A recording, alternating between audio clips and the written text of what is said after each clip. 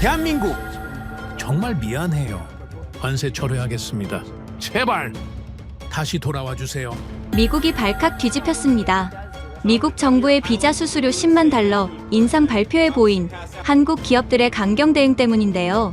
관세로 동맹국들을 휘두르던 미국 정부, 한국도 일본처럼 수월할 줄 알았죠.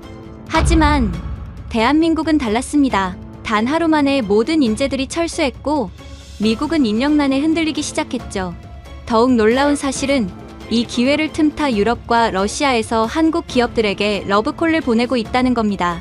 도대체 무슨 일이 있었던 걸까요? 미국과의 협상에서 단숨에 갑의 위치로 올라선 대한민국 기업들의 진짜 가치, 지금 시작합니다. 안녕하세요. 저는 마이클 하트라고 합니다. 미국 국가안보회의 산업안보 분석관으로 15년째 일하고 있죠. 2025년 9월 19일 오후 2시, 백악관 서쪽 건물 회의실에 공기가 얼어붙었습니다. 윌리엄 클라크 상무부 차관이 검은 가죽 서류함을 탁자 위에 내려놓는 소리가 묵직하게 울렸어요. 서류함 안에서 꺼낸 문서 상단에는 굵은 글씨로 10만 달러라는 숫자가 찍혀 있었죠. 형광등 불빛이 그 숫자 위로 차갑게 반사되었습니다. 제 심장이 쿵하고 내려앉았어요. 신규 H-1B 비자 수수료를 기존 1,000달러에서 10만 달러로 인상합니다. 클라크의 목소리는 마치 판결문을 읽는 판사처럼 무감정했습니다. 회의실에 모인 12명의 고위 관료들 중 아무도 놀라는 기색을 보이지 않았어요. 이미 다 짜고 온 각본이었죠. 저만 이 결정이 가져올 재앙을 예감하고 있었습니다. 차관님, 이건 너무 과도한 조치입니다. 한국 기업들이. 제가 급하게 말을 꺼냈지만 클라크의 차가운 시선이 저를 제지했어요. 하트, 미국의 일자리는 미국인이 먼저야. 클라크가 문서를 높이 들어 올렸습니다. 마치 승리의 깃발처럼요. 동맹이라도 예외는 없습니다. 한국이든 일본이든 독일이든 마찬가지요. 저는 주먹을 꽉 쥐었어요. 손톱이 손바닥을 파고들 정도로요. 이 사람들은 정말 아무것도 모르고 있었습니다. 삼성이 오스틴 공장에서 무엇을 만들고 있는지, 그게 미국 산업에 얼마나 중요한지 말이죠. 차관님은 아시겠지만 삼성 오스틴 공장은 애플 아이폰 카메라 센서의 80%를 생산합니다. 제가 침착하게 말을 이었어요. 테슬라 자율주행 AI6 칩도 전량 거기서 나오고요. 만약 그들이 철수하면, 그들이 철수하겠다고? 옆에 앉아있던 국무부 관료가 비웃었습니다. 23조 원 규모의 계약을 포기하고, 하트, 당신은 한국을 너무 과대평가하는군요. 회의실에 낮은 웃음소리가 퍼졌어요. 저는 이들의 오만함에 치가 떨렸지만 감정을 드러내지 않으려 애썼습니다. 제가 서울 주재원으로 2년간 근무했을 때 경험으로는 아, 맞다. 하트는 한국 전문가였지. 클라크가 비아냥거렸어요. 그래서 그런가 늘 한국 편을 들더라니. 제 얼굴이 붉어졌습니다. 하지만 참았어요. 지금 감정적으로 대응하면 제 말의 신빙성만 떨어질 테니까요. 저는 미국의 이익을 위해 말씀드리는 겁니다. 한국인들의 민족성을 아신다면. 됐네, 하트. 클라크가 손을 들어 제 말을 막았어요. 결정은 이미 내려졌어. 대통령께서도 승인하셨고, 그 순간 회의실 문이 열리며 보좌관이 들어왔습니다. 차관님, 언론 브리핑 시간입니다. 클라크가 자리에서 일어났어요. 정장 재킷을 매만지며 자신만만한 미소를 지었죠. 여러분, 이제 미국이 변하는 모습을 보게 될 겁니다. 더 이상 외국인들에게 끌려다니지 않는 미국 말이오. 회의실을 나가는 클라크의 뒷모습을 보며 저는 절망감을 느꼈어요. 이 결정이 얼마나 큰 재앙을 불러올지 아는 사람은 저뿐인 것 같았거든요. 회의가 끝나자마자 저는 제 사무실로 뛰어갔습니다. 책상 서랍에서 삼성 오스틴 공장 관련 파일을 꺼냈어요. 빼곡하게 적힌 숫자들이 제 눈앞에서 춤을 췄죠. 월 이미지 센서 생산량 300만 개, 테슬라 칩 월 50만 개, 창주 엔지니어 800명, 연관 일자리 2만 개. 저는 급하게 전화기를 들었어요. 삼성 오스틴 공장의 김성우 디렉터와 개인적인 친분이 있었거든요. 신호음이 길게 이어졌습니다. 여보세요, 하트? 김성우의 목소리가 들렸어요. 평소와 달리 매우 차분했죠. 아니, 차분하다기보다는 차가웠습니다. 김 디렉터, 방금 회의가 끝났습니다. 정말 10만 달러로 확정됐어요. 전화 너머로 긴 침묵이 흘렀습니다. 김성우가 깊게 숨을 들이쉬는 소리가 들렸어요. 예상했습니다. 하트. 이미 본사에 보고도 올렸고요. 설마 정말로 철수를 고려하시는 건. 하트, 당신은 좋은 친구였어요. 하지만 이번엔 선을 넘었습니다. 김성우의 목소리에는 단호함이 묻어났어요. 우리 엔지니어들을 범죄자 취급하는 건 참을 수 없어요. 10만 달러라니, 그게 말이 됩니까? 저는 할 말이 없었습니다. 실제로 터무니없는 금액이었으니까요. 일반적인 한국 엔지니어 연봉이 8천만 원에서 1억 원 정도인데 비자 수수료만 1억 3천만 원이라니요. 김 디렉터, 제가 다시 설득해 볼게요. 시간을 좀만. 시간은 이미 충분히 드렸잖아요. 석 달 전부터 경고했는데도 무시하셨죠. 김성우의 말이 맞았어요. 실제로 한국 기업들은 몇 달 전부터 이 문제를 제기해왔었죠. 하지만 워싱턴의 관료들은 코웃음만 쳤습니다. 전화를 끊고 저는 창밖을 바라봤어요. 워싱턴 DC의 스카이라인이 석양에 붉게 물들어 있었습니다. 불길한 전조 같았어요. 그날 저녁, 저는 집에서 뉴스를 봤습니다. 클라크가 기자회견장에서 의기양양하게 연설하고 있었어요. 오늘부터 미국은 달라집니다. 외국인 노동자들이 미국인의 일자리를 빼앗는 시대는 끝났습니다. 기자들이 손을 들고 질문했죠. 한국 기업들이 철수할 수도 있다는 우려가 있는데요. 클라크가 웃었어요. 그 오만한 웃음이 지금도 생생합니다. 그들이 미국 시장을 포기할까요? 불가능합니다. 블러핑일 뿐이죠. 저는 채널을 돌렸어요. 한국 뉴스가 나오고 있었습니다. 충격적인 소식입니다. 미국이 H-1B 비자 수수료를 100배 인상했습니다. 이어서 삼성 관계자 인터뷰가 나왔어요. 차별적 조치에 깊은 유감을 표합니다. 모든 옵션을 열어두고 대응 방안을 검토 중입니다. 모든 옵션이라는 말에 저는 소름이 돋았어요. 그건 사실상 철수 검토 선언이었거든요. 다음 날 아침, 저는 다시 백악관으로 출근했습니다. 복도에서 마주친 동료들이 저를 보고 수군거렸어요. 하트가 또 한국 편을 들었대. 왜 그렇게 한국을 감싸는지 모르겠어. 저는 그들의 시선을 무시하고 곧장 NSC 상황실로 향했습니다. 그런데 상황실 앞에서 뜻밖의 사람을 만났어요. 독일에서 온 한스 슈나이더였죠. 반도체 장비 전문가로 가끔 자문을 해주는 사람이었습니다. 하트, 큰일이야. 한스가 제 팔을 잡았어요. 얼굴이 창백했죠.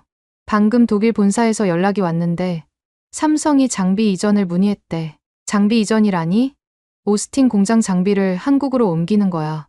이미 물류 회사와도 접촉했다더군. 제 머릿속이 하얘졌습니다. 정말로 철수를 준비하고 있었던 거예요. 그런데 더 충격적인 게 있어.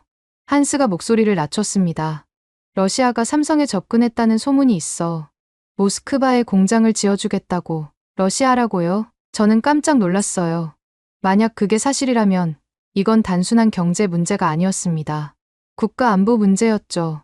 저는 즉시 상황실로 들어가 보고서를 작성하기 시작했어요. 삼성 철수 시 미국 산업 피해 규모라는 제목으로요. 아이폰 생산 차질로 인한 손실 연간 500억 달러. 테슬라 자율주행 개발 중단 시 손실 300억 달러. 연간 산업 피해 규모 1천억 달러. 숫자를 적으면서도 손이 떨렸습니다. 이게 현실이 될 수도 있다는 게 믿기지 않았어요. 오후가 되자 또 다른 소식이 들려왔습니다. LG와 SK도 비상대책회의를 소집했다는 거예요. 한국 기업들이 집단으로 대응할 조짐이 보였죠. 저는 다시 클라크를 찾아갔습니다. 차관님, 상황이 심각합니다. 삼성이 정말로 철수를 준비하고 있어요. 클라크는 서류를 검토하느라 고개도 들지 않았습니다. 하트, 너무 호들갑 떨지 마. 그들도 장사꾼이야. 결국엔 돈을 따라 움직이지. 하지만 러시아? 이때 클라크가 고개를 들었어요. 무슨 러시아? 삼성에 러시아가 접근했다는 첩보가 있습니다. 만약 삼성이 러시아와 손잡으면. 클라크의 표정이 살짝 굳었지만 이내 다시 여유를 되찾았어요. 설마 삼성이 그렇게 멍청할까? 러시아와 손잡으면 서방 시장을 모두 잃을 텐데. 저는 한숨을 쉬었습니다. 이 사람은 정말 아무것도 모르는 거예요. 한국인들이 자존심을 건드리면 어떻게 나오는지를요. 그날 밤, 저는 잠을 이룰 수 없었어요. 불과 이틀 후에 벌어질 일을 알았다면 아마 더 필사적으로 막으려 했을 겁니다. 하지만 그때는 몰랐죠. 삼성이 그토록 빠르고 과감하게 움직일 줄은요.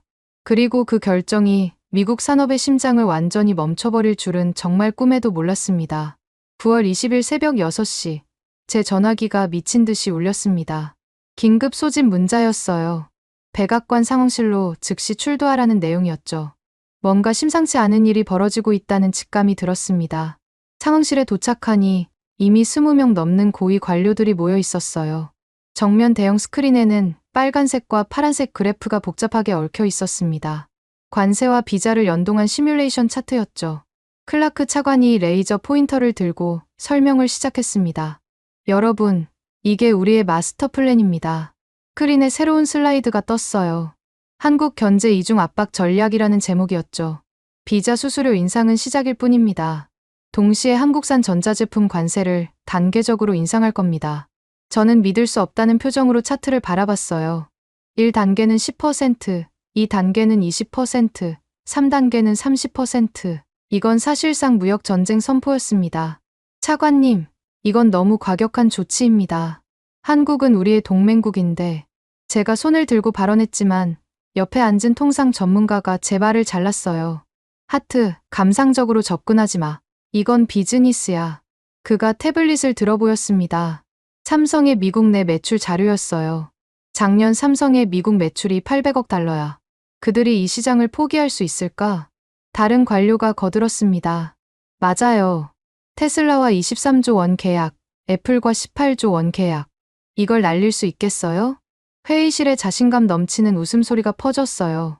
저는 속으로 한숨을 쉬었죠. 이들은 숫자만 보고 있었습니다. 그 숫자 뒤에 숨은 한국인들의 감정은 전혀 고려하지 않았어요. 여러분은 한국을 너무 단순하게 보고 있습니다. 제가 다시 한번 경고했어요. 제가 서울에서 근무할 때 일본이 반도체 소재 수출을 규제했던 적이 있습니다. 그때 한국이 어떻게 대응했는지 아십니까? 클라크가 짜증스럽다는 듯 손을 흔들었어요. 알아. 국산화했다는 얘기하려는 거지. 하지만 이번은 달라. 그가 스크린을 가리켰습니다. 새로운 슬라이드에는 복잡한 공급망 지도가 나타났어요. 미국 없이는 그들도 못 살아. 구글 안드로이드, 마이크로소프트 윈도우, 퀄컴 칩, 다 우리 거야. 저는 고개를 저었습니다. 차관님, 한국은 이미 대안을 준비하고 있을 겁니다. 제가 입수한 정보로는 하트, 또 당신의 한국 친구들한테서 들은 얘기? 국무부 관료가 비웃었어요. 그들이 당신한테 진실을 말할까요? 아마 겁주려고 하는 거겠죠. 그 순간 상황실 문이 벌컥 열렸습니다. NSC 정보 분석관이 헐떡이며 들어왔어요. 긴급 보고입니다. 삼성이 평택에서 대규모 건설을 시작했습니다. 모두가 놀란 표정으로 분석관을 바라봤어요. 무슨 건설? 새로운 생산시설입니다. 규모가 어마어마합니다. 분석관이 노트북을 연결하며 위성 사진을 띄웠어요. 경기도 평택의 거대한 부지에 수십 대의 중장비가 움직이고 있었습니다. 언제부터 시작된 거지? 클라크의 목소리에 당황함이 묻어났어요. 정확히는 모르지만 최소 한 달 전부터 준비했던 것 같습니다. 저는 속으로 역시라고 생각했어요. 삼성은 이미 플랜 B를 준비하고 있었던 겁니다. 그래도 걱정 없어. 클라크가 다시 여유를 되찾으려 애썼어요. 공장 하나 더 짓는다고 뭐가 달라지나. 미국 시장을 포기할 순 없을 거야. 하지만 그의 목소리에는 확신이 부족했습니다. 다른 관료들도 불안한 기색을 보이기 시작했어요. 회의가 끝난 후 저는 복도에서 한스 슈나이더를 다시 만났습니다. 하트, 방금 독일 본사에서 연락이 왔어. 한스의 표정이 심각했어요. 삼성이 우리한테 장비를 대량 주문했대. 그것도 초특급으로. 어디로 보내는 장비인가요? 평택이야.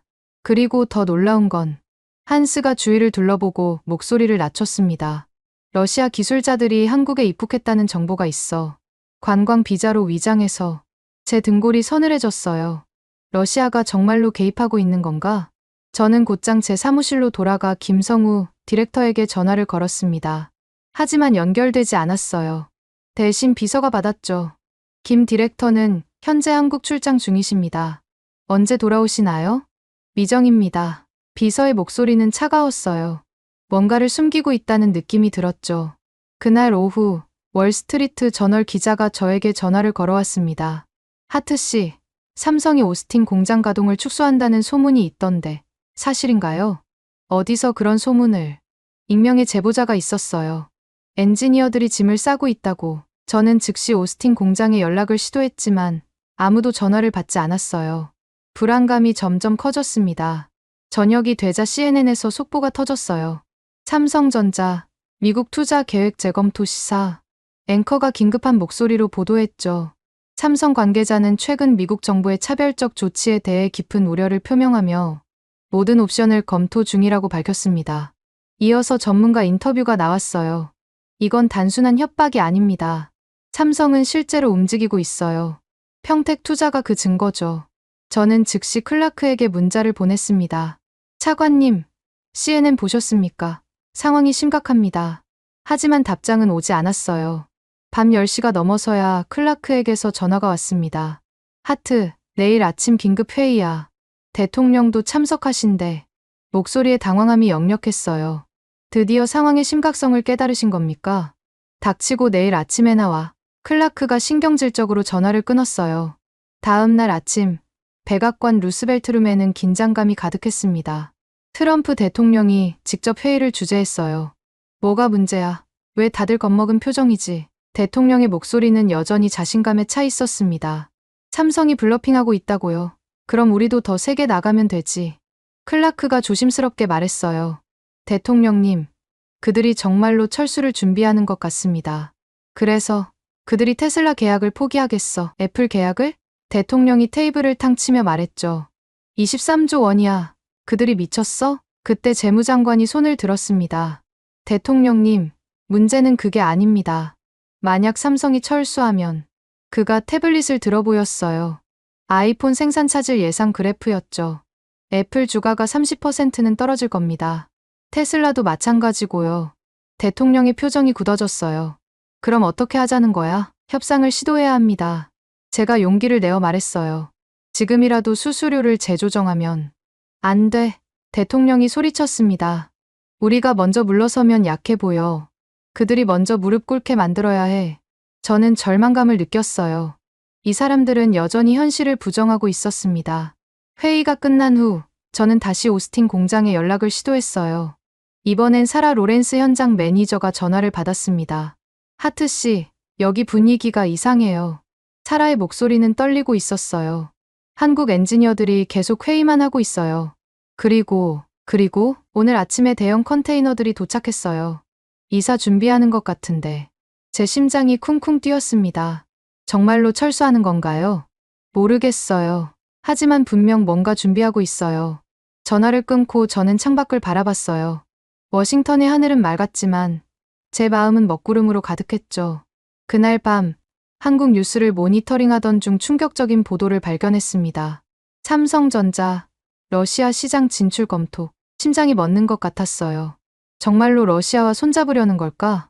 저는 즉시 보고서를 작성했습니다. 최악의 시나리오 삼성의 러시아 이전이라는 제목으로요. 하지만 이미 늦었다는 걸 알고 있었어요. 우리는 오만함에 눈이 멀어 진짜 위기를 보지 못했던 겁니다. 그리고 불과 몇 시간 후 그 대가를 치르게 될 줄은 꿈에도 몰랐죠. 9월 20일 오후 3시, 저는 극비 브리핑을 위해 펜타곤으로 향했습니다. 국방부 산하 산업보안국에서 긴급 소집을 걸었거든요. 회의실에 들어서자 대형 스크린에 텍사스 오스틴 공장의 실시간 영상이 떠 있었어요. 거대한 건물 외벽에 삼성, 애플, 테슬라 로고가 나란히 빛나고 있었죠. 하트, 이 영상을 잘 보게. 산업보안국장 로버트 밀러가 리모컨을 들었습니다. 화면이 공장 내부로 전환됐어요. 끝이 보이지 않는 생산 라인이 펼쳐졌죠. 왼쪽에는 아이폰 17이라고 적힌 구역, 오른쪽에는 테슬라, AI6라고 표시된 구역이 있었습니다. 저 두 라인이 멈추면 어떻게 될 것 같나? 밀러의 질문에 저는 숨을 깊게 들이쉬었어요. 애플과 테슬라가 마비됩니다. 정확해. 그런데 워싱턴의 똑똑한 사람들은 이걸 모르는 것 같더군. 밀러가 다음 슬라이드를 넘겼습니다. 복잡한 차트가 나타났어요. 아이폰 17 카메라 이미지 센서, 삼성이 독점 생산 중이야. 다른 회사는 그 사양을 맞출 수가 없어.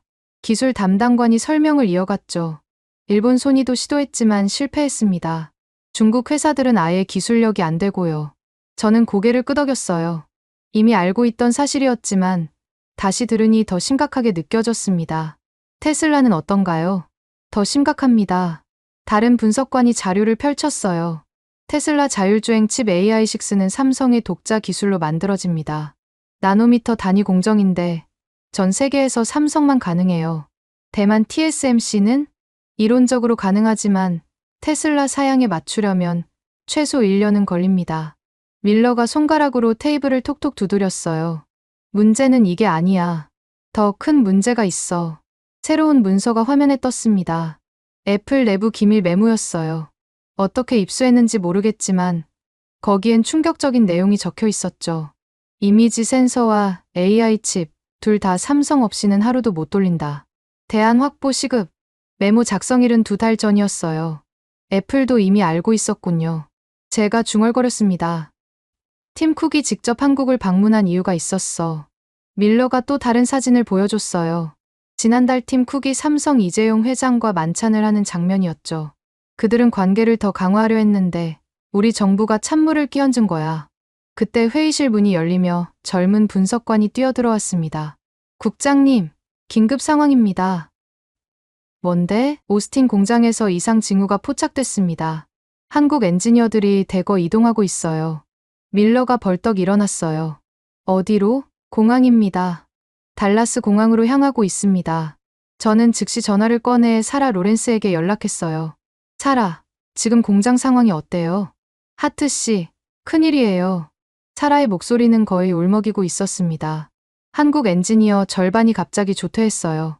가족 비상사태라면서요. 절반이나요? 네, 400명 정도요. 그런데 이상한 게, 뭐가 이상한데요? 다들 같은 시간에 같은 이유로 조퇴했어요. 이게 우연일까요? 우연일 리 없었죠. 조직적인 철수가 시작된 겁니다. 전화를 끊고 저는 밀러를 봤어요. 국장님, 이건 시작일 뿐입니다. 본격적인 철수는 아직 시작도 안 했어요. 어떻게 아나? 삼성 스타일을 알거든요. 먼저 가족들을 대피시키고 그 다음 핵심 인력을 빼고 마지막에 장비를 철수합니다. 밀러가 한숨을 쉬었어요. 그럼 아직 시간이 있다는 거군. 많지 않습니다. 빨리 대응하지 않으면. 그때 스크린에 새로운 영상이 떴어요. 존 머레이 테슬라 자율주행 칩 책임자가 기자회견을 하고 있었습니다. 우리는 삼성과의 파트너십을 매우 중요하게 생각합니다. 그들 없이는 우리의 비전을 실현할 수 없어요. 기자가 질문했죠. 혹시 삼성이 철수하면 어떻게 되나요? 머레이의 표정이 굳어졌어요. 그런 일은 없을 겁니다. 있어서도 안 되고요. 하지만 그의 목소리엔 불안이 묻어났습니다. 밀러가 리모컨을 껐어요. 하트, 자네가 NSC에 보고서를 올려야 해. 삼성 철수 가능성과 그 영향에 대해서. 이미 여러 번 올렸습니다만. 이번엔 달라. 구체적인 수치와 함께 최악의 시나리오를 담아야 해. 저는 고개를 끄덕였어요. 회의가 끝난 후 저는 곧장 오스틴으로 향했습니다. 직접 현장을 봐야겠다고 생각했거든요. 비행기 안에서도 계속 전화가 울렸어요. 여러 언론사에서 연락이 왔죠. 오스틴 공항에 도착하니 저녁 8시였습니다. 공항에는 한국인들로 붐비고 있었어요. 대부분 가족 단위였죠. 아이들 손을 잡고 짐을 끌고 가는 모습이 마치 피난민 같았습니다. 택시를 타고 공장으로 향하는 길에 기사가 말을 걸었어요. 손님, 혹시 삼성 관계자세요? 아니요. 왜요? 요즘 한국 사람들이 많이 떠나더라고요. 무슨 일 있나 싶어서요. 기사의 말이 현실을 실감나게 했어요. 공장에 도착하니 밤 9시가 넘었습니다. 정문 경비원이 저를 알아보고 들여보내줬어요. 공장 내부는 평소보다 한산했죠. 특히 한국 엔지니어들이 일하던 구역은 텅 비어 있었습니다. 하트 씨, 사라 로렌스가 저를 발견하고 뛰어왔어요. 와주셔서 감사해요. 정말 답답해 죽을 뻔했어요. 현재 상황이 어떻습니까? 사라가 저를 생산 라인으로 안내했어요. 보세요. 저기 아이폰 17 라인이에요. 거대한 기계들이 쉬지 않고 돌아가고 있었지만 뭔가 이상했어요. 평소보다 속도가 느렸죠. 왜 이렇게 느린가요? 한국 엔지니어들이 빠져서 그래요. 그들이 없으면 최적화가 안 돼요. 사라가 한숨을 쉬었습니다. 더 큰 문제는 저기예요. 그녀가 가리킨 곳은 테슬라 칩 생산 구역이었어요. 거기는 아예 멈춰 있었습니다. 왜 멈춘 거죠? 핵심 엔지니어 3명이 동시에 빠졌어요. 그들 없이는 작동을 못 시켜요. 저는 충격을 받았어요. 단 3명이 빠졌을 뿐인데 라인 전체가 멈추다니요. 대체 인력은 없나요? 있긴 한데 그들만큼은 못해요. 이 장비들은 삼성 독자 기술이라 한국 엔지니어들만 다룰 수 있어요. 그때 누군가 우리에게 다가왔습니다. 김성우 디렉터였어요. 평소와 달리 매우 지쳐 보였죠. 하트, 오랜만이네요. 김 디렉터, 정말로 철수하는 겁니까? 김성우가 쓴웃음을 지었어요. 우리가 먼저 시작한 게 아니에요. 당신네 정부가 우리를 내쫓는 거죠. 그래도 이렇게 갑자기라고요? 우리는 석 달 전부터 경고했어요. 아무도 듣지 않았을 뿐이죠. 김성우가 생산 라인을 바라봤습니다. 저 기계들 보이시죠? 10년 동안 우리가 개발한 기술이에요. 당신들은 그걸 당연하게 여겼어요. 김 디렉터, 하트, 당신은 좋은 사람이에요. 하지만 당신 정부는 우리를 존중하지 않았어요. 그가 돌아서며 말했죠. 내일 아침 더 많은 엔지니어가 떠날 겁니다. 막을 수 없을 거예요. 김성우가 떠난 후 사라가 제게 속삭였어요. 하트 씨, 이게 끝이 아니에요. 무슨 말이죠? 장비 반출 서류를 봤어요. 핵심 장비들을 한국으로 보낼 준비를 하고 있어요. 제 머릿속이 하얘졌습니다. 장비까지 빼간다면 그건 완전한 철수였어요. 언제부터요? 다음 주부터 시작한대요. 이미 운송회사와 계약도 끝냈고요. 저는 즉시 전화를 꺼내 밀러 국장에게 연락했어요. 국장님, 상황이 생각보다 훨씬 심각합니다. 뭐가 더 있나? 장비 반출을 준비하고 있습니다. 다음 주부터 시작한다고 해요. 전화 너머로 밀러의 거친 숨소리가 들렸어요. 빌어먹을. 그럼 정말 끝이군. 지금이라도 협상을. 이미 늦었어. 하트. 위에선 아직도 블러핑이라고 믿고 있거든. 전화를 끊고 저는 공장을 둘러봤어요. 불과 며칠 전까지만 해도 활기차게 돌아가던 곳이 유령 공장처럼 변해가고 있었습니다. 호텔로 돌아오는 길에 저는 문득 깨달았어요. 우리는 너무 오만했다고, 기술을 가진 사람들을 존중하지 않았다고, 그리고 그 대가를 치르게 될 거라고. 그날 밤, 저는 보고서를 작성했습니다. 삼성 철수 시나리오, 미국 산업의 붕괴라는 제목으로요. 하지만 이미 마음속으로 알고 있었어요. 이 보고서도 무시될 거라는 걸. 그리고 정말로 재앙이 닥쳤을 때야 비로소 깨닫게 될 거라는 거요. 밤 11시가 넘은 시각, 오스틴 호텔방에서 긴급 전화가 울렸습니다. NSC 상황실이었어요. 하트, 지금 당장 워싱턴으로 돌아오세요. 포드 레드입니다.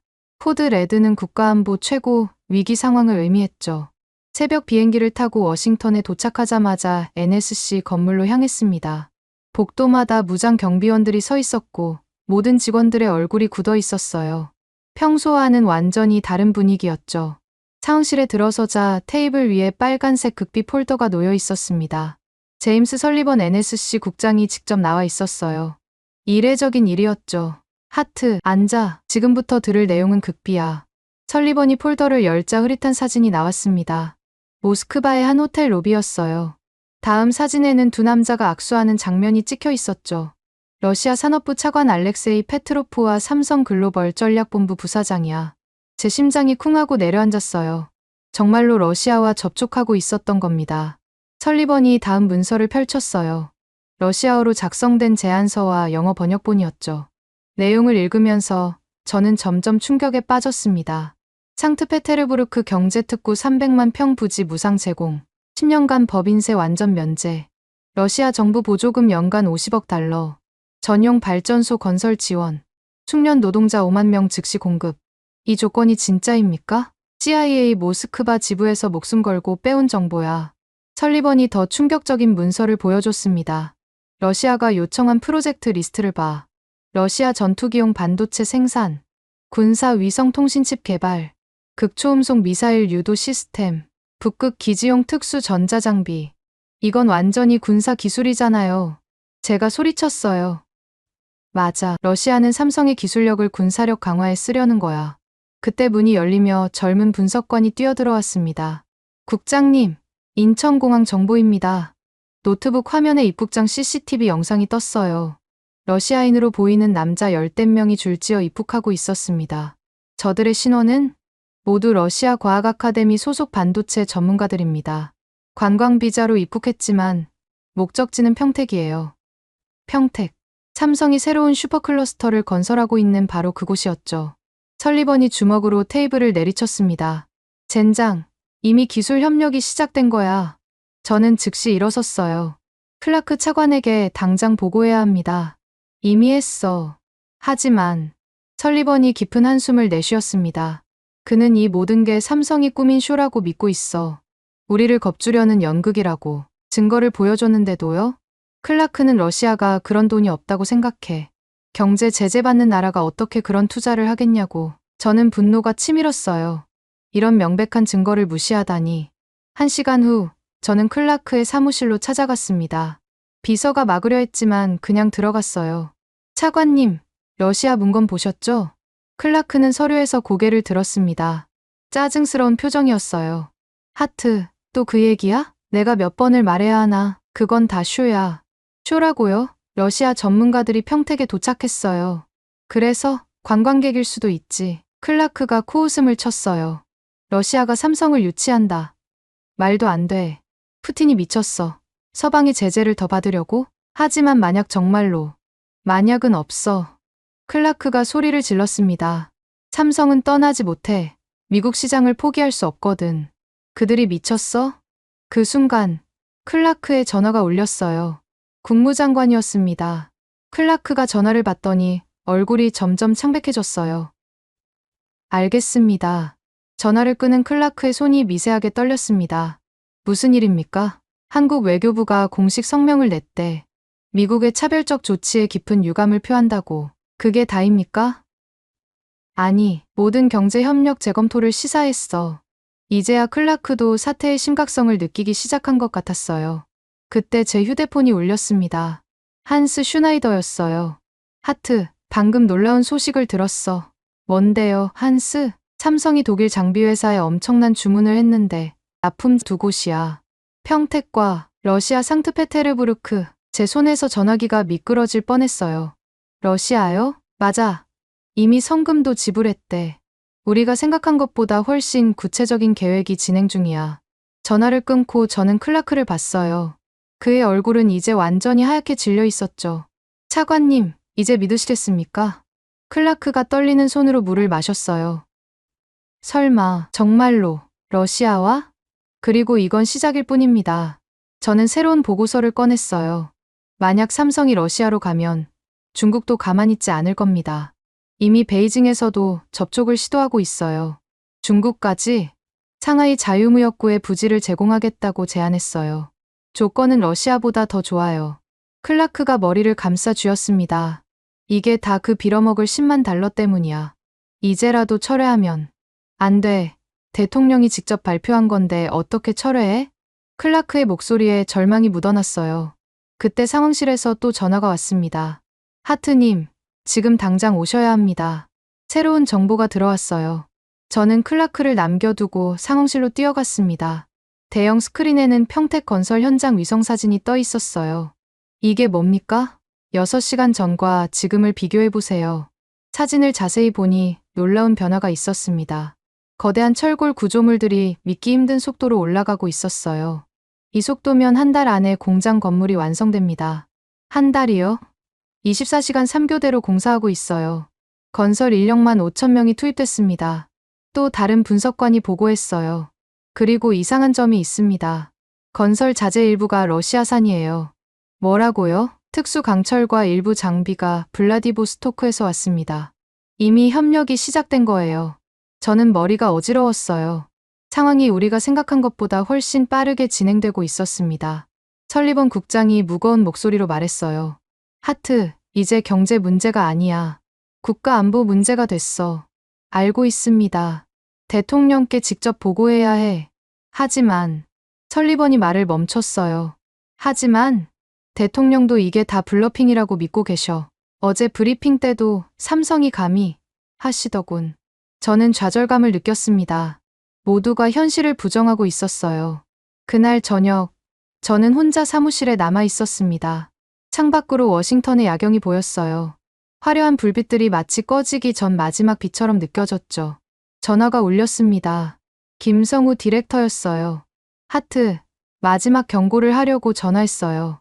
김 디렉터, 내일 아침 중요한 발표가 있을 겁니다. 미국에겐 좋지 않은 소식이 될 거예요. 설마 우리는 더 이상 무시당하지 않을 겁니다. 기술은 존중받아야 하고 사람은 더더욱 그래야 하죠. 김 디렉터, 아직 늦지 않았어요. 협상을. 늦었어요. 하트. 너무 늦었어요. 전화가 끊겼습니다. 저는 불길한 예감에 잠을 이룰 수 없었어요. 내일 아침에 무슨 일이 벌어질까? 삼성이 정말로 러시아와 손을 잡는 걸까? 아니면 더 충격적인 무언가가 준비되어 있는 걸까? 새벽 3시, 저는 여전히 사무실에 있었습니다. 컴퓨터 화면에는 제가 작성한 보고서가 떠 있었어요. 러시아 삼성 동맹이 미국 안보에 미치는 영향?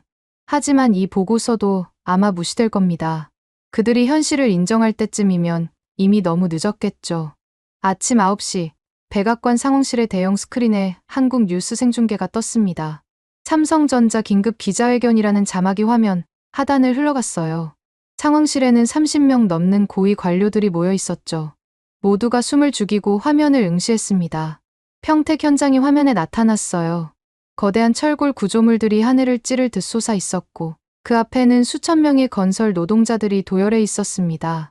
단상 위로 윤재현 삼성전자 글로벌 전략본부장이 올라갔어요. 안녕하십니까.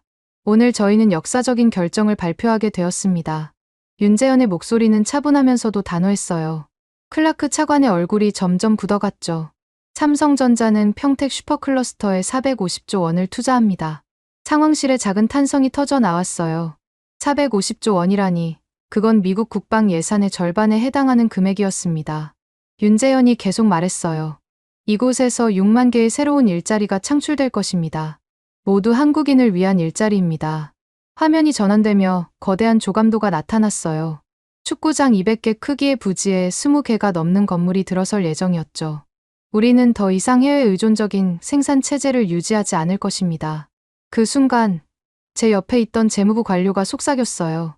저게 무슨 뜻이지? 설마 미국에서? 윤재현의 다음 말이 그 의문에 답했습니다. 해외 생산 시설의 단계적 축소와 국내 이전을 시작합니다. 클라크가 벌떡 일어났어요.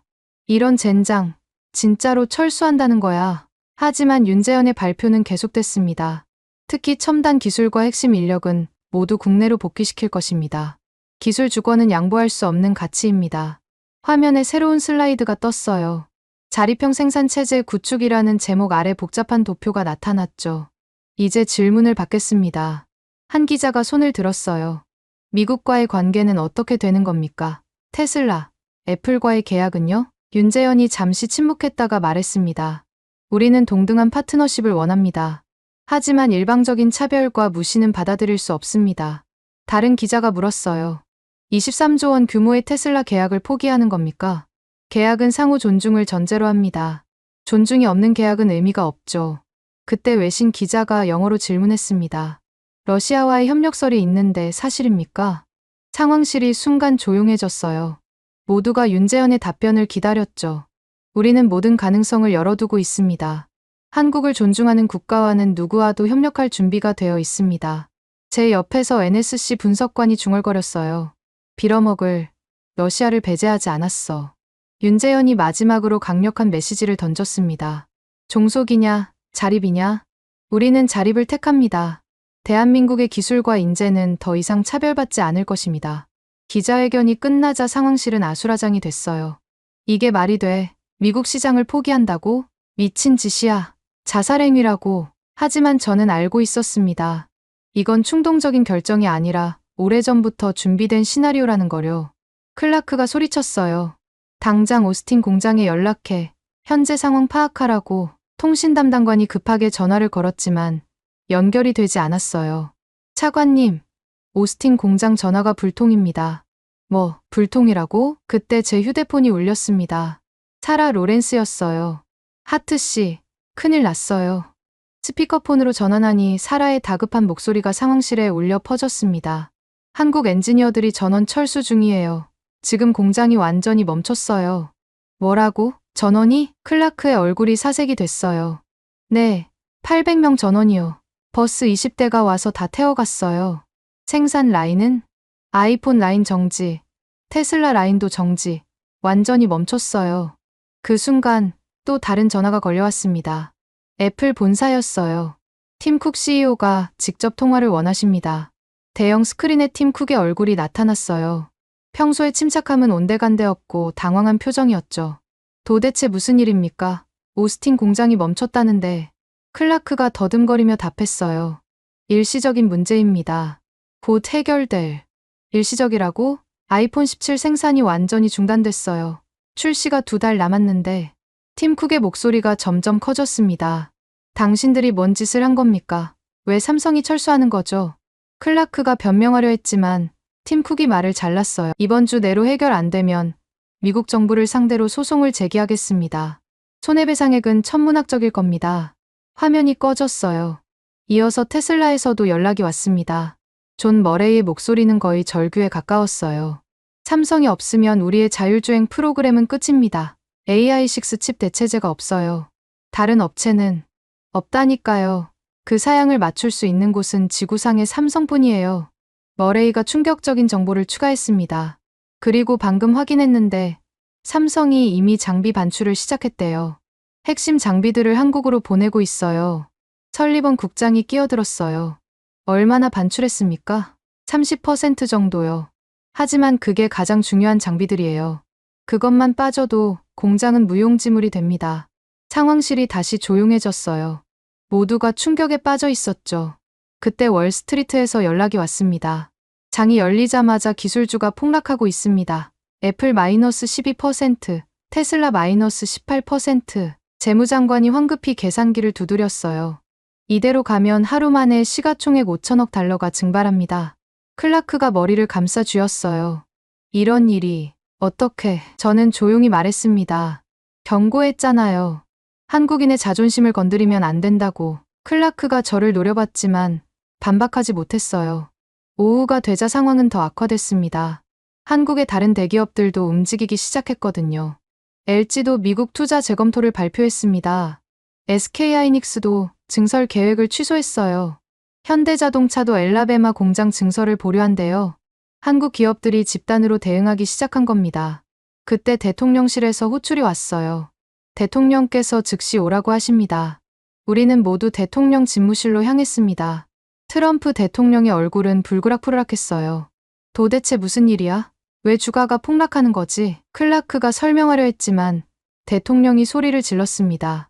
내가 물어본 건 왜냐고. 해결책을 말해. 삼성과 협상을. 협상. 우리가 먼저 무릎 꿇으란 말이야? 대통령이 책상을 쾅 쳤어요. 절대 안 돼. 그들이 먼저 와서 빌게 만들어. 하지만 현실은 정반대로 흘러가고 있었죠. 저녁 무렵 충격적인 뉴스가 또 터졌습니다. 삼성, 러시아 경제사절단과 공식 회담 시작. 화면에는 모스크바 크렘린궁 앞에 도착하는 삼성 대표단의 모습이 나왔어요. 러시아 정부 관계자들이 레드카펫을 깔고 환영하고 있었죠. 설리번이 한숨을 쉬었어요. 끝났어. 정말로 러시아와 손잡는구나. 클라크는 이제 완전히 패닉 상태였습니다. 이건 악몽이야. 악몽이라고. 하지만 이건 악몽이 아니라 현실이었어요. 우리의 오만함이 불러온 참혹한 현실이었죠. 밤이 되자 백악관은 비상대책회의로 뒤덮였습니다. 하지만 아무도 뾰족한 수를 내놓지 못했어요. 비자 수수료를 원래대로 되돌리면 그럼 우리가 굴복했다는 걸 인정하는 거야. 하지만 이대로 가면 알아. 하지만 체면이 있잖아. 그들은 여전히 체면을 따지고 있었습니다. 미국 산업이 붕괴하고 있는데도 말이죠. 새벽 2시 저는 혼자 상황실에 남아 있었어요. 모니터에는 텅 빈 오스틴 공장 내부가 비치고 있었습니다. 불과 하루 전까지만 해도 불철주야 돌아가던 생산 라인이 이제는 묘지처럼 조용했어요. 미국 산업의 심장이 멈춘 것입니다. 그리고 이건 시작에 불과하다는 걸 저는 알고 있었어요. 진짜 재앙은 이제부터였으니까요. 오스틴 공장 중앙 관제실의 모니터 수십 개가 일제히 붉은색으로 변했습니다. 에러 코드들이 폭포수처럼 쏟아져 내렸어요.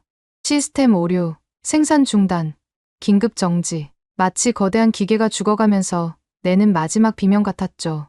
사라 로렌스가 필사적으로 키보드를 두드리며 시스템 복구를 시도했습니다. 안 돼. 안 돼. 왜 안 되는 거야? 그녀의 목소리는 거의 울음에 가까웠어요. 미국인 엔지니어 20명이 달려들어 봤지만 아무도 시스템을 되살릴 수 없었습니다. 이 코드가 뭔지 아는 사람 없어요? 한 엔지니어가 모니터를 가리켰어요. 한국어로 된 에러 메시지가 떠 있었죠. 한국어잖아. 번역 앱이라도 써봐요. 하지만 그것은 단순한 언어 문제가 아니었습니다. 삼성 엔지니어들이 만든 독자적인 시스템 코드였고 그들만이 해석할 수 있는 암호 같은 것이었어요. 제가 영상통화로 현장 상황을 지켜보고 있었습니다. 워싱턴 상황실 대형 스크린에 오스틴 공장 내부가 실시간으로 중계되고 있었죠. 사라, 일단 수동으로라도 가동시켜봐요. 제가 제안했지만 사라는 절망적인 표정을 지었어요. 불가능해요. 하트씨, 이 장비들은 전부 자동화 시스템으로 연결되어 있어요. 중앙 시스템이 죽으면 아무것도 못해요. 그때 아이폰 생산 라인 쪽에서 경보음이 울렸습니다. 삐익! 귀를 찢을 듯한 소리에 모두가 귀를 막았어요. 뭐야, 저 소리는? 온도 경보예요. 반도체 공정 온도가 올라가고 있어요. 한 엔지니어가 소리쳤습니다. 냉각 시스템을 수동으로라도 작동시켜야 해요. 안 그러면 장비가 다 타버려요. 사람들이 우왕좌왕 뛰어다니기 시작했어요. 하지만 냉각 시스템 제어판도 한국어로 가득했고 아무도 작동법을 몰랐죠. 매뉴얼은 없어요? 있긴 한데 전부 한국어예요. 그 순간 테슬라 칩 생산 구역에서 더 큰 문제가 터졌습니다. 작은 폭발음과 함께 연기가 피어올랐어요. 초정밀 장비 하나가 과열로 타버린 겁니다. 소화기 가져와. 현장은 완전히 아수라장이 됐어요. 수백억 달러짜리 장비들이 하나둘씩 멈춰가고 있었습니다. 그때 존 머레이가 현장에 도착했어요. 테슬라 자율주행 칩 책임자인 그의 얼굴은 창백했죠. 도대체 무슨 일이야? 시스템이 완전히 다운됐습니다. 머레이가 생산 라인을 둘러봤어요. 멈춰선 기계들, 꺼진 모니터들, 그리고 속수무책인 엔지니어들. 이게 말이 돼? 단 하루 만에 이렇게 될 수가 있어? 그가 주저앉듯 의자에 털썩 앉았습니다. 삼성이 없으면 우리의 전기차는 껍데기일 뿐이야. 머레이의 이 한마디가 현실을 정확히 표현했어요. 최첨단 전기차도 두뇌가 될 칩이 없으면 고철 덩어리에 불과했으니까요. 워싱턴 상황실에서 이 모든 걸 지켜보던 클라크가 발을 동동 굴렀습니다. 다른 엔지니어를 구하면 되잖아. 인도에서든 중국에서든. 기술 전문가가 고개를 저었어요. 불가능합니다. 이 시스템은 삼성이 10년간 독자 개발한 거예요. 최소한 6개월은 교육받아야 기본 작동이라도 할 수 있습니다. 6개월이라고? 그것도 삼성이 기술 이전을 해준다는 전제하에요. 안 해주면 2년은 걸립니다. 그 순간 월스트리트에서 긴급 보고가 들어왔어요. 선물 시장에서 애플 주가가 추가로 20% 폭락했습니다. 테슬라는 25% 하락. 나스닥 전체가 패닉 상태예요. 재무장관이 떨리는 목소리로 말했습니다. 이대로 가면 내일 정규장에서 서킷 브레이커가 발동될 수도 있습니다. 서킷 브레이커. 주가가 너무 급락해서 거래 자체를 중단시키는 비상 조치였죠. 그때 CNN 속보가 떴어요. 아이폰 17 출시 연기 불가피. 이어서 전문가 인터뷰가 나왔습니다. 삼성 없이 아이폰 17 카메라 센서를 만들 수 있는 회사는 없습니다. 최소 6개월은 지연될 거예요. BBC도 보도를 시작했어요. 아메리칸 테크 크라이시스. 미국 기술 산업의 붕괴가 시작됐다. 월스트리트 저널은 더 직설적이었죠. 오만의 대가 미국이 저지른 최악의 실수. 언론들이 일제히 미국 정부를 비판하기 시작했어요. 그런데 더 충격적인 소식이 들려왔습니다. 중국이 움직이기 시작했습니다. 정보 분석관이 보고했어요. 화웨이가 삼성에 접근하고 있어요. 반도체 생산 협력을 제안했대요. 뭐라고? 그동안 미국의 제재로 막혀있던 중국 기업들이 삼성을 통해 우회하려는 겁니다. 설리번 국장이 주먹으로 테이블을 쳤어요. 젠장, 우리가 만든 포위망이 무너지고 있어. 실제로 상황은 우리가 통제할 수 없는 방향으로 흘러가고 있었습니다. 오스틴 공장에서 또 연락이 왔어요. 부품 공급업체들이 계약 해지를 통보하고 있어요. 사라의 목소리는 절박했습니다. 왜 갑자기? 삼성이 빠지니까 주물량이 급감했대요. 생산성이 안 맞는다고 도미노처럼 무너지고 있었어요. 삼성이 빠지자 연관 산업 전체가 붕괴하기 시작한 겁니다. 그때 독일에서 전화가 왔습니다. 한스 슈나이더였어요. 하트, 방금 들은 소식인데 유럽 기업들도 움직이고 있어. 무슨 움직임? 삼성과 직접 거래하려고 미국을 거치지 않고 말이야. 이건 단순한 경제 문제를 넘어서고 있었어요. 미국 중심의 기술 질서가 흔들리고 있었던 겁니다. 밤이 깊어가면서 상황은 더 악화됐습니다. 일본 소니가 삼성과 전략적 제휴를 논의 중입니다. 대만 TSMC도 삼성과 기술 협력을 확대한대요. 인도 정부가 삼성 유치를 위해 특별법을 만든다고 발표했습니다. 전 세계가 삼성을 차지하려고 경쟁하기 시작한 거예요. 그동안 우리가 당연하게 여겼던 기술 헤게모니가 무너지고 있었죠. 새벽 3시, 대통령이 다시 긴급 소집을 걸었습니다. 해결책을 찾아. 당장. 하지만 아무도 답을 내놓지 못했어요. 협상하는 수밖에. 그럼 우리가 잘못했다고 인정하는 거잖아. 대통령이 소리쳤지만 그의 목소리에는 이전에 자신감이 없었어요. 그때 국방장관이 조용히 말했습니다. 각하, 이건 단순한 체면 문제가 아닙니다. 국가 안보가 걸린 문제예요. 무슨 소리야? 삼성이 러시아와 손잡으면 우리의 군사 기술 우위도 위협받습니다. 그들이 만드는 칩은 민간용만이 아니거든요. 침묵이 흘렀어요. 모두가 사태의 심각성을 실감하기 시작했죠. 아침이 밝아오고 있었습니다. 하지만 미국 기술 산업에는 어둠이 내리고 있었어요. 오스틴 공장의 라이브 영상을 보니 텅 빈 생산 라인이 묘지처럼 조용했습니다. 불과 이틀 전까지만 해도 세계 최고의 기술을 자랑하던 곳이 이제는 거대한 고철 덩어리가 되어버렸죠. 저는 창밖을 바라봤어요. 워싱턴의 아침 햇살이 비치고 있었지만 제 마음은 어두웠습니다. 우리는 기술을 가진 사람들을 무시했어요. 그들의 가치를 돈으로만 계산했죠. 그리고 이제 그 대가를 치르고 있었습니다. 전화가 울렸어요. 김성우 디렉터였습니다. 하트, 보고 있나요? 이게 우리 없는 미국의 모습이에요. 김 디렉터, 기술은 기계가 아니에요. 사람이 있어야 돌아가는 거죠. 그걸 잊으셨나 봐요. 전화가 끊겼습니다. 그의 말이 맞았어요. 우리는 사람의 가치를 잊었고 이제 그 대가로 모든 것을 잃어가고 있었습니다. 백악관 루스벨트룸에 미국 최고의 경제 전문가들이 모였습니다. 하버드, MIT, 스탠포드의 교수들과 월가의 거물들이 긴급 소집됐어요. 대통령이 직접 주재하는 비상경제대책회의였죠. 테이블 위에는 충격적인 숫자들이 적힌 보고서가 놓여 있었습니다. 재무장관이 떨리는 손으로 첫 번째 데이터를 발표했어요. 삼성과 테슬라의 계약 규모가 23조 원입니다. 8년 6개월 장기 계약이었죠. 회의실이 술렁였어요. 23조 원이면 미달러로 170억 달러가 넘는 금액이었습니다. 이 계약이 무산되면 테슬라는 자율주행 개발을 중단해야 합니다. 대체 공급처가 없거든요. 테슬라 주가는 이미 30% 넘게 폭락한 상태였어요. 월가의 한 펀드 매니저가 계산기를 두드렸습니다. 테슬라 시가총액 손실만 2천억 달러가 넘어요. 연관 기업까지 합치면 5천억 달러는 될 겁니다. 재무장관이 두 번째 데이터를 제시했습니다. 삼성이 평택 슈퍼클러스터에서 창출하겠다고 발표한 일자리가 6만 개입니다. 한 교수가 손을 들었어요. 그게 왜 중요합니까? 이 6만 명이 원래 미국에 올 예정이었던 인력들입니다. 최고급 엔지니어와 기술자들이죠. 노동부 차관이 추가 자료를 펼쳤어요. 더 심각한 건 이들과 연관된 서비스업 일자리가 20만 개라는 겁니다. 식당, 주택, 학교, 병원 등 모든 게 사라지는 거죠. 설리번 국장이 보충 설명했어요. 그들 한 명 한 명이 특수 기술을 가진 전문가들입니다. 돈으로 살 수 없는 인재들이죠. 평균 연봉만 15만 달러가 넘어요. 세 번째 데이터가 나왔습니다. 아이폰 17 생산 지연, 최소 6개월. 애플 관계자가 화상으로 참여해 직접 설명했어요. 6개월은 최선의 시나리오입니다. 대체 공급업체를 찾아도 삼성의 기술 수준을 따라잡으려면 1년은 걸릴 거예요. 그럼 크리스마스 시즌을 놓친다는 거잖아. 한 월가 분석가가 소리쳤어요. 매출 손실이 1,000억 달러는 될 겁니다. 주주 소송도 피할 수 없을 거고요.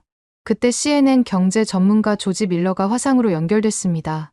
그는 월가에서 30년간 일한 베테랑이었죠. 지금 상황을 뭐라고 부르는지 아십니까? 아메리칸 리스크입니다. 회의실이 조용해졌어요. 그동안 우리는 차이나 리스크, 러시아 리스크를 말해왔죠. 하지만 이제 세계는 아메리칸 리스크를 이야기합니다. 밀러가 차트를 보여줬어요. 외국 기업들이 미국 투자를 재고하기 시작했습니다. 언제든 비자 정책이 바뀔 수 있다는 불안감 때문이죠. 구체적인 사례가 있습니까? 네덜란드 ASML이 미국 진출 계획을 보류했습니다. 일본 도요타도 켄터키 공장 증설을 취소했고요. BBC 특파원도 연결됐습니다. 런던 시티에서는 이미 미국 기술주에 대한 투자 경고령이 내려졌습니다. 정치적 리스크가 너무 크다는 이유로요.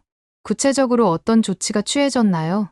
영국 연기금이 미국 기술주 비중을 절반으로 줄이기로 했습니다. 규모로는 3천억 파운드에 달해요.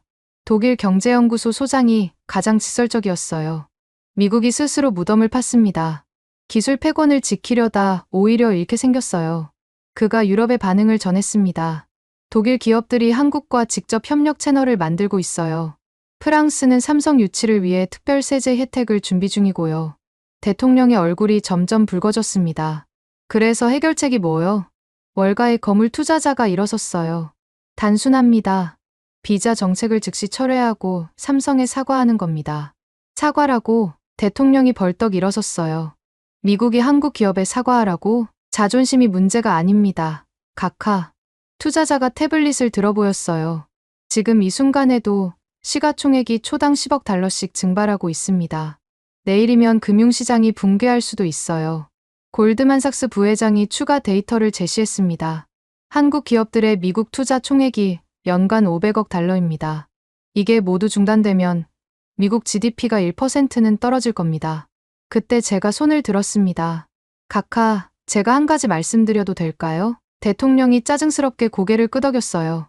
우리는 10만 달러를 얻으려다 수십 년 쌓은 신뢰와 산업을 잃었습니다. 회의실이 다시 조용해졌어요. 한국은 우리의 동맹이었습니다. 한국전쟁 이후 70년간 함께해온 파트너였죠. 그런데 우리는 그들을 돈으로만 계산했어요. 제가 창밖을 가리켰습니다. 저기 보이는 워싱턴 기념탑도 링컨 기념관도 모두 신뢰 위에 세워진 겁니다. 돈이 아니라 신뢰요. 클라크가 반박하려 했지만 제가 계속 말했어요. 삼성은 단순한 하청업체가 아니었습니다. 미국 기술 산업의 심장이었어요. 그런데 우리는 그 심장을 돈 몇 푼에 팔아버리려 했죠. 한 교수가 거들었습니다. 하트 씨 말이 맞습니다. 이건 경제학 교과서에 실릴 만한 실패 사례예요. 어떻게 제국이 스스로 무너지는가라는 제목으로요. 예일대 경제학과 학장이 일어섰어요. 제가 40년간 경제를 연구했지만 이렇게 어리석은 정책은 처음 봅니다. 단기 이익을 위해 장기 신뢰를 버린 거죠. 그때 또 충격적인 소식이 들어왔습니다. 푸틴 대통령이 직접 성명을 발표했습니다. 화면에 푸틴이 나타났어요. 러시아는 기술을 가진 모든 기업을 환영합니다. 우리는 그들을 존중할 것이며 차별하지 않을 것입니다. 명백히 미국을 겨냥한 메시지였죠. 러시아는 삼성의 무제한 에너지 공급과 원자재 우선 배정을 약속합니다. 이어서 중국 시진핑 주석도 성명을 냈습니다. 기술은 인류 공동의 자산입니다. 특정 국가가 독점하거나 차별해서는 안 됩니다. 중국은 한국 기업들의 5조 위안 규모의 특별 펀드를 조성할 것입니다. EU 의장도 가세했어요. 유럽은 모든 기업에 공정한 기회를 제공할 것입니다. 국적에 따른 차별은 없을 것입니다. EU는 한국과 특별 기술 동맹을 체결할 준비가 되어 있습니다. 전 세계가 미국을 비판하고 있었어요. 그동안 우리가 누렸던 도덕적 우위마저 잃어가고 있었죠. 국방장관이 무거운 목소리로 말했습니다. 각하, 이대로 가면 나토 동맹도 흔들릴 수 있습니다. 뭐라고? 유럽 국가들이 미국의 일방주의에 반발하고 있습니다. 한국처럼 당할 수 있다는 두려움 때문이죠. 프랑스와 독일이 독자적인 방위 체제를 논의하기 시작했습니다. CIA 국장도 보고했어요. 중동 국가들도 미국과의 기술 협력을 재검토하고 있습니다. 사우디는 이미 한국과 직접 협상을 시작했고요. UAE는 삼성에 1,000억 달러 규모의 스마트시티 프로젝트를 제안했습니다. 상황이 통제불능으로 치닫고 있었어요. 그때 JP모건이 폭탄 선언을 했습니다. 우리 은행은 내일부터 한국 시장에 1,000억 달러를 투자할 예정입니다. 뭐라고? 왜? 간단합니다. 미국보다 한국이 더 안정적이고 신뢰할 수 있으니까요. 우리 고객들이 요구하고 있어요. 한국 자산 비중을 늘리라고요. 이 한마디가 모든 것을 말해줬어요. 세계 최고의 금융기관조차 미국을 신뢰하지 않게 된 겁니다. 블랙록 CEO도 화상으로 참여했어요. 우리도 한국 투자를 2배로 늘릴 계획입니다. 3조 달러 규모의 자금이 한국으로 향할 거예요. 대통령이 의자에 털썩 주저앉았어요. 어떻게 해야 하는 거요? 재무장관이 조용히 말했습니다. 선택지는 하나뿐입니다. 즉시 정책을 철회하고 한국에 사절단을 보내야 합니다. 그리고 사과해야 합니다. 진심으로요. 국무장관이 덧붙였어요. 그것도 대통령이 직접 해야 합니다. 그래야 진정성이 전달될 거예요. 대통령의 얼굴이 일그러졌어요. 하지만 더 이상 선택의 여지가 없었죠. 그때 또 뉴스 속보가 떴습니다. 삼성, 러시아와 기술 협력 협정 체결 임박. 서명식이 내일 모스크바에서 열릴 예정. 시간이 없었어요. 몇 시간 안에 결정하지 않으면 모든 게 끝날 수 있었습니다. 연방준비제도 의장이 마지막 경고를 했습니다. 각하, 내일 시장이 열리면 대공황 이후 최악의 폭락이 시작될 겁니다. 지금 결정하지 않으면 미국 경제는 10년은 후퇴할 거예요. 저는 조용히 말했습니다. 신뢰 없는 동맹은 존재할 수 없습니다. 우리가 그걸 잊었을 뿐이죠. 회의실에 무거운 침묵이 내려앉았어요. 제국의 황혼이 시작되고 있었습니다. 그리고 우리는 스스로 그 황혼을 불러왔던 겁니다. 새벽 5시, 저는 NSC 상황실에서 세 개의 화면을 동시에 보고 있었습니다. 첫 번째 화면에는 평택 건설 현장이 비치고 있었어요. 거대한 철골 구조물들이 아침 햇살을 받아 황금빛으로 빛나고 있었죠.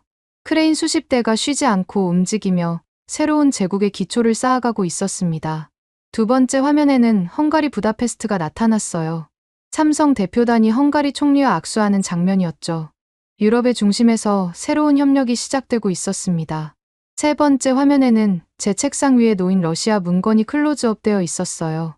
기술 협력 최종 협정서라는 제목이 선명했죠. 서명란은 아직 비어 있었지만 언제든 채워질 수 있는 상태였습니다. 전화가 울렸어요. 대통령 비서실장이었습니다. 하트, 대통령께서 결정을 내리셨어. 30분 후 긴급 성명을 발표하실 거야. 저는 숨을 깊게 들이켰어요.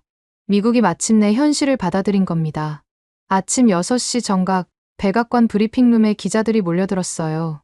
트럼프 대통령이 연단에 올랐습니다. 평소에 자신만만한 표정은 온데간데 없었죠. 미국 국민 여러분, 그리고 한국 국민 여러분께 말씀드립니다. 대통령의 목소리는 떨리고 있었어요. 우리는 실수를 했습니다.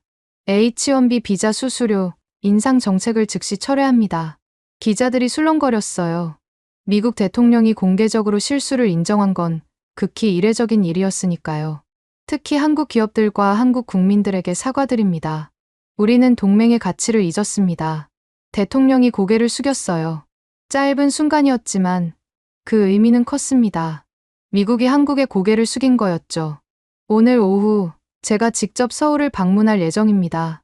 삼성을 비롯한 한국 기업들과 관계 회복을 위해 노력하겠습니다. 성명이 끝나자 전 세계 언론이 일제히 속보를 타전했어요. 미국, 한국의 공식 사과, 트럼프, 서울 긴급 방문 결정, 제국의 굴복.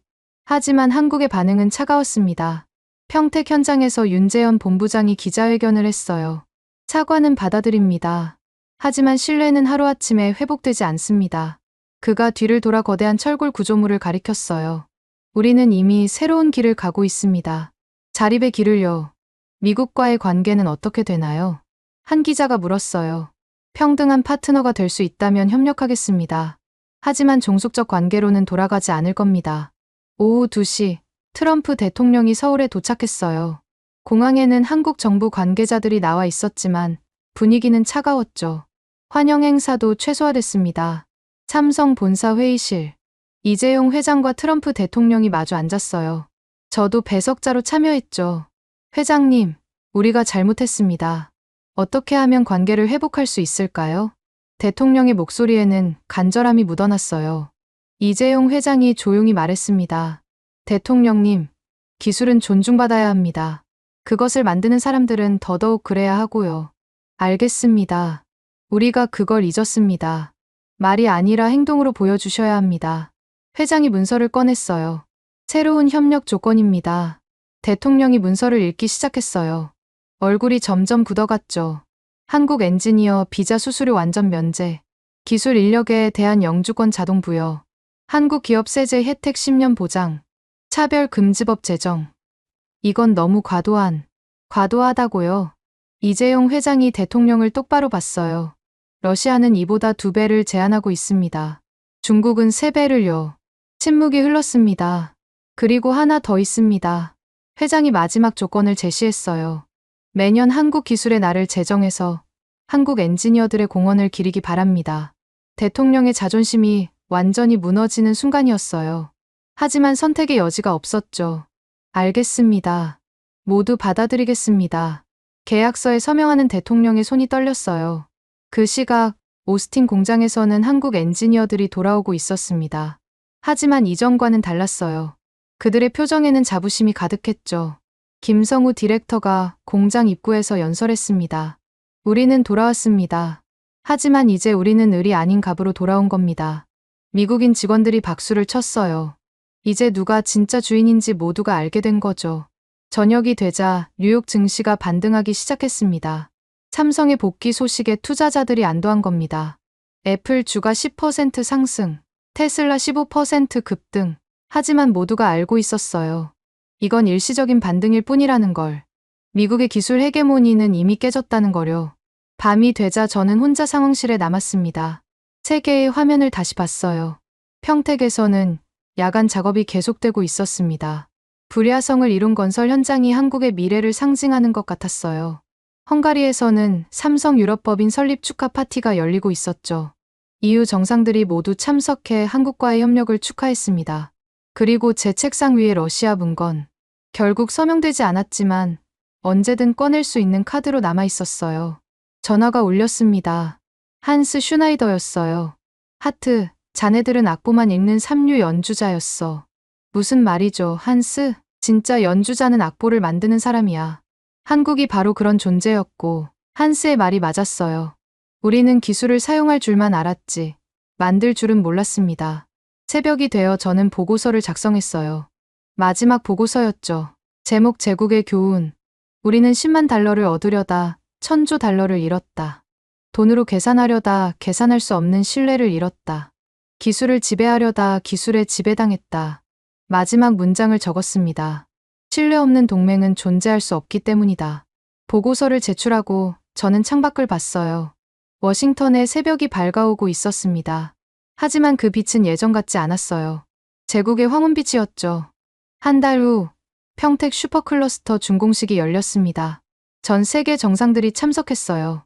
미국 대통령도 초청받았지만 주빈이 아닌 일반 참석자였죠. 윤재현 본부장이 준공 선언을 했습니다. 오늘 우리는 새로운 역사를 씁니다. 기술 종속이 아닌 기술 자립의 역사를요. 6만 명의 한국 엔지니어들이 환호했어요. 그들의 함성이 전 세계에 울려 퍼졌습니다. 저는 그 광경을 보며 깨달았어요. 진정한 힘은 돈이 아니라 기술에서 나온다는 것을. 그리고 기술은 사람에게서 나온다는 것을. 미국은 그것을 잊었고 대가를 치렀습니다. 한국은 그것을 지켰고 새로운 시대를 열었죠. 이 사건은 역사책에 이렇게 기록될 겁니다. 2025년 9월 미국이 오만으로 무너지고 한국이 자립으로 일어선 날이라고요. 저는 지금도 그날들을 생생히 기억합니다. 단사흘 만에 제국이 무너지고 새로운 질서가 탄생한 그 순간들을요. 그리고 저는 배웠습니다. 신뢰는 한번 깨지면 돌이킬 수 없다는 것을. 존중 없는 관계는 지속될 수 없다는 것을. 그리고 진정한 동맹은 대등한 관계에서만 가능하다는 것을요. 대한민국이 잘하고 있다고 생각하신다면 한국 최고. 대한민국이 아직 멀었다고 생각하신다면 한국 힘내라. 여러분의 생각을 댓글로 남겨주세요. 지금까지 감동을 더하다였습니다.